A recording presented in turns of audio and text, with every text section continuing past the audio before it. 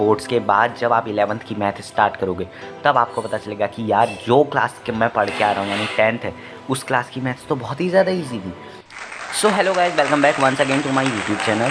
तो आज की हमारी वीडियो है how I got 98 marks in 10th board maths CBSE। ठीक है, मतलब CBSE के बोर्ड्स में 10th क्लास के मेरे 98 कैसे आए थे मैथ्स सब्जेक्ट में, और वो भी 2 महीने की प्रिपरेशन में। तो मैं वीडियो बनाने से पहले मैं आपको बता देता हूँ, स्टार्ट करने से पहले कॉन्सेप्ट को, कि ये वीडियो में मैं जो बोलूँगा वो सच बोलूँगा। कोई यहाँ पे और वीडियो से सुनी हुई बातें नहीं बोलूँगा। जो सच में मैंने किया वो बताऊँगा मैं आपको। और क्या सच में 2 महीने ही पढ़ाई की थी, या खाली व्यूज़ के लिए 2 मंथ लिख दिया है, या फिर स्टार्टिंग से ही पढ़ना शुरू कर दिया था, या फिर और लेट करी थी 2 महीने से भी। ठीक है, और 98 मेरे आए।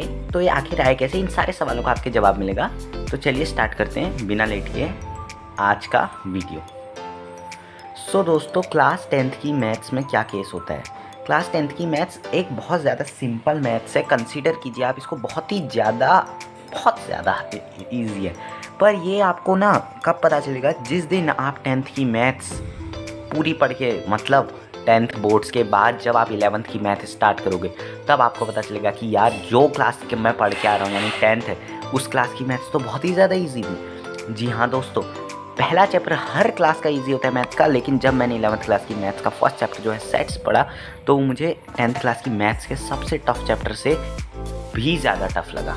तो सोच लीजिए आप डिफरेंस कितना हो जाता है। और 11th में जाके तो हम 10th का कुछ पढ़ते नहीं हैं, लेकिन अगर 11th में हम मैथ्स 10th क्लास के मैथ्स के क्वेश्चन सॉल्व करें तो हम सोचते हैं कि यार यही क्वेश्चन मैं 10th में क्यों सॉल्व नहीं कर पा रहा था जो इतने ईजी हैं। तो आज मैं आपको बताऊंगा ट्रिक्स, कुछ तरीके की किस तरीक़ों से आप क्लास 10th की मैथ्स को आसानी से कर सकते हैं कम टाइम में, और कौन से चैप्टर को किस तरीके से पढ़ना है। तो चलिए बिना स्टार्ट करें लेट किया शुरू करते हैं हमारा मेन कॉन्सेप्ट।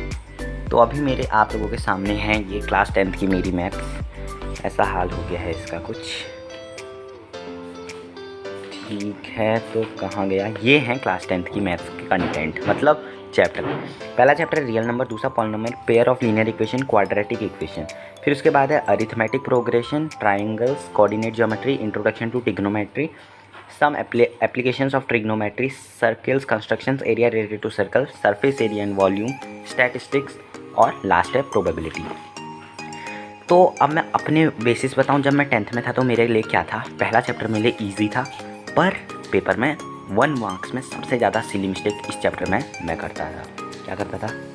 Silly mistakes. ठीक है, चैप्टर 2 के कॉन्सेप्ट, कुछ कॉन्सेप्ट मुझे नहीं आते थे। चैप्टर 2 के कुछ कॉन्सेप्ट थे जो मुझे नहीं आते थे। इस चैप्टर में प्रॉब्लम थी मेरी, बीच में 2.2 या 3 में से कुछ ऐसी चीज़ें थी जो समझ नहीं आती थी। ठीक है, अंडरस्टैंडिंग में प्रॉब्लम थी। Chapter 3 pair of linear equations मुझे बहुत बढ़िया लगता था, मेरा फेवरेट था। चैप्टर 4 क्वाड्रेटिक इक्वेशंस भी 3 और मतलब 3 की तरह मैं इसके मतलब क्वेश्चन कर ही लेता था ऑलमोस्ट। चैप्टर 5 दोस्तों ये चैप्टर था, इसमें मेरा साल भर कभी भी 1 नंबर नहीं कटा है। ये मैं आपको सच बता रहा हूँ, मेरा इसमें कभी मार्क्स नहीं है। देखो डबल टिक भी लगा है कि ये तो मेरा मस्त प्रिपेयर है, ये मेरा कभी गलत नहीं हुआ था। चैप्टर 6 ट्रायंगल्स हमेशा गलत हुआ था। चैप्टर 7 कोऑर्डिनेट ज्योमेट्री 50% रहता था इसमें हमेशा, मतलब आधे क्वेश्चन सही आधे क्वेश्चन गलत। इंट्रोडक्शन टू ट्रिग्नोमेट्री हमेशा हर एक क्वेश्चन मेरा इसमें सही रहा, कभी भी कोई क्वेश्चन इसमें मेरा गलत नहीं हुआ।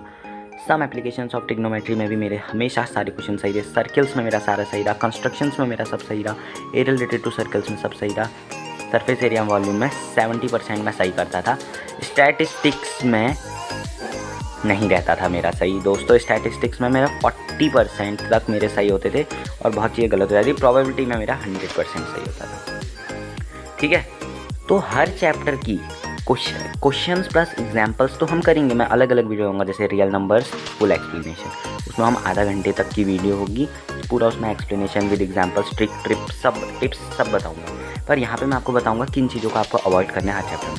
पहले चैप्टर रियल नंबर में आपको अवॉइड करनी है सिली मिस्टेक। इसमें आपको क्या करना है, पूरी NCERT रीडिंग करनी है पूरे चैप्टर की, मतलब पूरा पढ़ना है बुक का। ठीक है, चैप्टर 2 पॉलिनोमियल्स, इसमें आपको इसको आपको बहुत तगड़े तरीके से समझना होगा। इसको आपको या यूट्यूब की वीडियो देखें किसी की भी, या अपने टीचर से पढ़ें, लेकिन इसको आप या ट्यूशन में पढ़ें, इसको आपको पढ़ना होगा, ध्यान देना होगा, इसमें स्पेशल ध्यान। पेयर ऑफ लीनियर इक्वेशंस में बस आपको समझना है सब्स्टिट्यूशन, एलिमिनेशन और क्रॉस मल्टीप्लिकेशन। समझ गए तो सारे क्वेश्चन मैं गारंटी देता हूँ सॉल्व होंगे। ये 3 आपको आनी चाहिए, इनके 25 एग्जाम्पल्स तीनों के करो। हर टाइप के क्वेश्चन होने चाहिए उस कैटेगरी में आपके 25 क्वेश्चन में, फिर देखना इसमें आपके कभी कोई गलती नहीं होंगी। चैप्टर 4 का भी सेम ही केस है।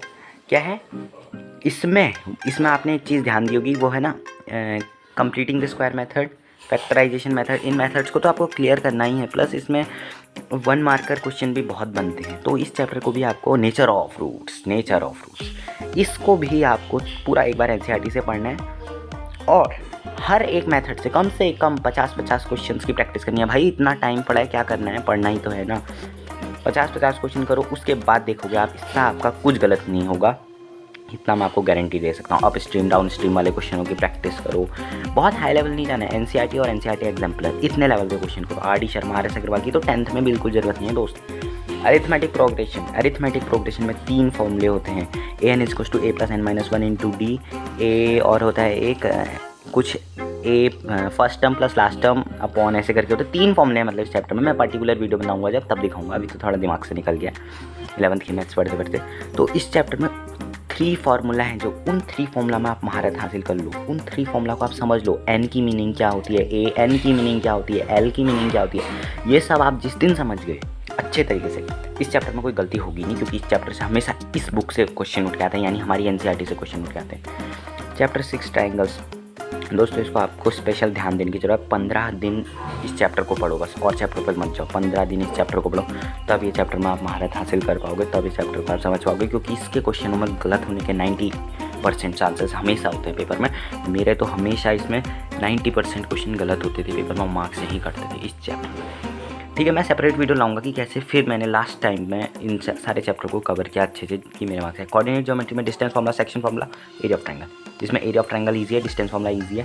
सेक्शन फार्मूला में आपको स्पेशल ध्यान देने की ज़रूरत है। सेक्शन फार्मूला तगड़े तरीके से पढ़ लो, क्वेश्चन सॉल्व कर लो, एग्जाम्पल्स कम से कम तीनों से 20 क्वेश्चन करो। मैं 20 बहुत कम बोलता हूँ दोस्तों, आप ज़्यादा से ज़्यादा करोगे तब मदद करेगा। ठीक है, तो आपका ये चैप्टर भी अच्छे से हो जाएगा। सेक्शन फार्मूला में स्पेशल ध्यान देने की जरूरत है। Introduction to trigonometry, my favourite. सारे दोस्त बोलते थे भाई ट्रिग्नोमेट्री बहुत मुश्किल है, ये है वो है। मैंने कहा यार इतना अच्छा चैप्टर है, इसको क्यों दिक्कत कर रहे हैं। इस पूरे चैप्टर को आपको डियर सर यूट्यूब चैनल से पढ़ना है, डियर सर। फिर देखना, आपकी गारंटी के साथ कहता हूँ इसमें कभी आपकी गलतियाँ नहीं होंगी। प्लस मतलब ये नहीं कि पूरी डियर सर की वीडियो देख ली तो फिर कुछ गलत नहीं होगा। अपनी तरफ से भी आपको इसकी बहुत प्रैक्टिस करनी पड़ेगी। सिर्फ एनसीईआरटी, इसके लिए एनसीईआरटी से बाहर की बुक में जाना ही नहीं, सोचना भी मत, वरना क्वेश्चन नहीं आएंगे और डिमोटिवेट होगे। Some applications of trigonometry, only NCERT concept clear करना तब आएगा। सर्कल्स तो ईजी है यार, आई होप किसी का इसमें गलती नहीं होता हो, क्योंकि इसमें ज़्यादा कुछ है ही नहीं। 1 मार्कर है, 1 मार्कर ध्यान देना। देखो मैंने जब लास्ट में मैंने कहा ना 30 दिन में करना, मैंने क्या स्ट्रेटेजी बनाई थी, 9, 10, 11, 12 को 7 दिनों में करना है। ये उस टाइम का मेरा आज भी याद है। कंस्ट्रक्शंस बहुत ज़्यादा इजी है, बहुत ही ज़्यादा इजी है, बहुत ही ज़्यादा इजी है। मतलब क्या बोलूँ मैं, समझ ही नहीं है चीज़ें। 2 तो कुल इसमें डायग्राम होते हैं, एक सर्किल वाले ऐसे ऐसे वाले और टेंजेंट वाले मतलब, और एक लाइन को डिवाइड करने वाले। तो दोनों को कॉन्सेप्ट समझ लो, आ जाएगा। Area related to circles, my favourite chapter, क्योंकि इसमें है सिंपल और सिंपल 2 फॉर्मूले, area of sector, area of segment. वो 2 फॉर्मूले से सारे क्वेश्चन सॉल्व होते हैं, एनसीईआरटी से बाहर का नहीं आता है। ठीक है, उसके बाद है सरफेस एरिया एंड वॉल्यूम्स। दोस्तों इस चैप्टर में 10 फार्मूले हैं, 10 फॉर्मूले, और बचपन से पढ़ते आ रहे हैं उन फॉर्मूले को। 8th में पढ़ा, 9th में पढ़ा, 7th में पढ़े, तो ये चैप्टर तो बिल्कुल गड़बड़ नहीं होती है। फ्रस्टम ऑफ कोन में आपको थोड़ा ध्यान देने की इसमें ज़रूरत है। बाकी ये सब बच्चों वाली चीज़ें, हलवा है, कुछ नहीं है। इसमें भी एनसीईआरटी से बाहर के क्वेश्चन नहीं आते मेरे दोस्त। स्टैटिस्टिक्स में क्या है, ये मतलब मैथ्स में एकमात्र चैप्टर में यही कहूँगा जिसमें थोड़ा दिमाग वो टाइप करना पड़ता है, मतलब याद टाइप करना पड़ता है। इस वजह से भी मेरे की गड़बड़ हो जाती थी, मैं चीज़ों को समझता था ना, याद नहीं करता था। तो आप लोगों को क्या करना है, मोड और मीन तो ईजी है, मीडियन पे थोड़ा सा ध्यान देना है, और एक ग्राफिकल रिप्रेजेंटेशन में ध्यान देना है, क्योंकि कम से कम इस चैप्टर से 5 नंबर के आएंगे, और अगर वो आपको नहीं आए तो समझ लो 5 नंबर खोने के लिए तैयार हो जाओ। 1 मार्कर का भी इसमें ध्यान देना है स्पेशल। प्रोबेबिलिटी, इसका तो कौन बच्चा गलत करता होगा, आई डोंट थिंक कि किसी का इसमें गलत होता होगा। मेरा तो इसमें कभी गलत नहीं हुआ यार। हाँ हुआ था, एक मार्क्स के इसमें गलत होते थे, बाकी तो हमेशा इसमें मेरे फुल आते थे, क्योंकि ये चैप्टर है इतना मस्त। तो ये चैप्टर भी पूरी इसको क्या करना है, एनसीईआरटी से रीडिंग करनी है, तब आप इसमें महारत हासिल कर पाओगे। तो मेरे दोस्त इतने चैप्टर मैंने आपको पूरा तरीका तो बता दिया, ठीक है, लेकिन अब इनमें से कुछ खास चैप्टर जैसे arithmetic progression, triangles, real numbers और क्वाड्रेटिक इक्वेशंस, कुछ चैप्टरों की मतलब मैं एक पर्टिकुलर वीडियो लाऊंगा आधे घंटे टाइप की, जिसमें हम एग्जाम्पल्स भी सॉल्व करेंगे, सब करेंगे उसमें हम।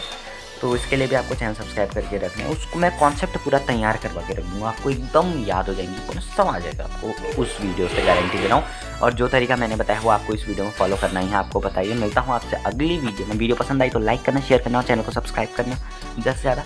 मिलता हूँ आपसे अगली वीडियो में, तब तक के लिए गुड बाय।